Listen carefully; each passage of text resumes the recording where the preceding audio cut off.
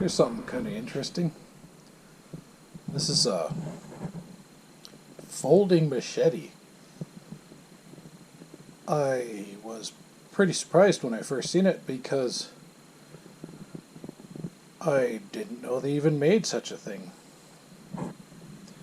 You can see here the locking mechanism there. And folds into the handle, and that reduces the blade to like maybe 4.5 inches or something. But I thought right away that it looked military, and well, I guessed that right. So I went online and I searched folding machete, and this is the first picture that come up on the images. And I cleaned it up. It's pretty pitted and rusty. I think this one was actually in a house fire too, but it didn't burn up completely, but didn't do it any good. But these things were issued in World War II to the pilots, and they made them folding so that they would be more compact. And some of them came in a canvas pouch that they could wear on their belt. And later, I guess they made a nice leather pouch that also included a stone to sharpen it with.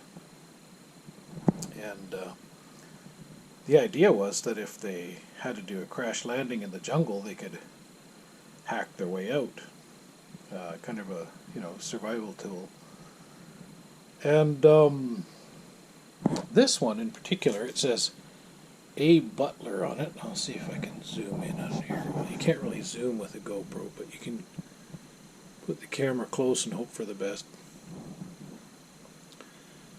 And apparently, A. Butler and Company, apparently these things were made in Britain for the British pilots, the fighter pilots. So how it wound up in my hands is kind of a fluke. A friend who knew the guy who owned it, he had some really bad luck, and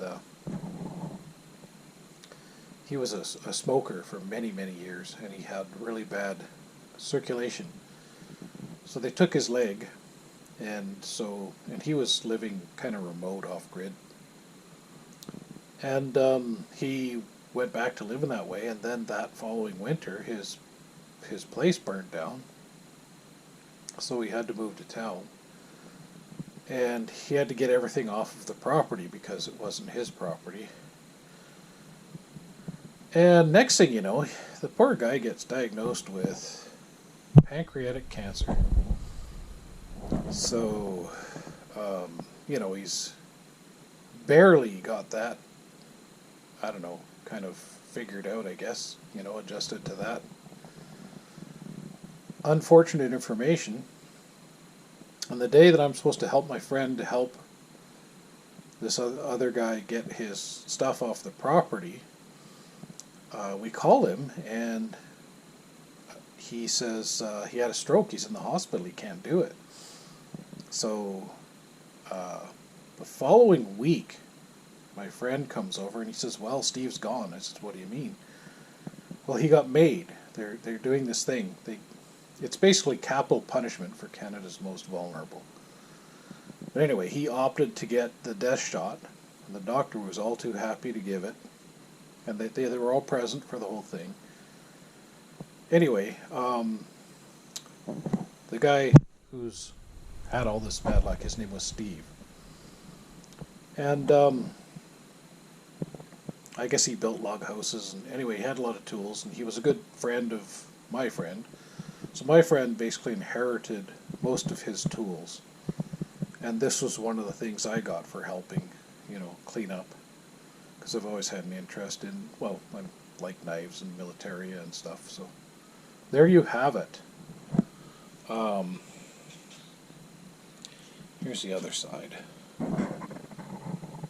Yeah, that's not a very cheerful story, I have to admit, but that's how I come by this. And I've been asked, are you going to clean it up? You know, are you going to restore it? And I've cleaned the chunkiest rust off, but I think it's kind of at a state that I don't really want to mess with, but we'll see. Like, I'm going to do some more research. I might find out what the handle's actually made of. It's, you know, that early plastic they had, like, you know, in the 40s.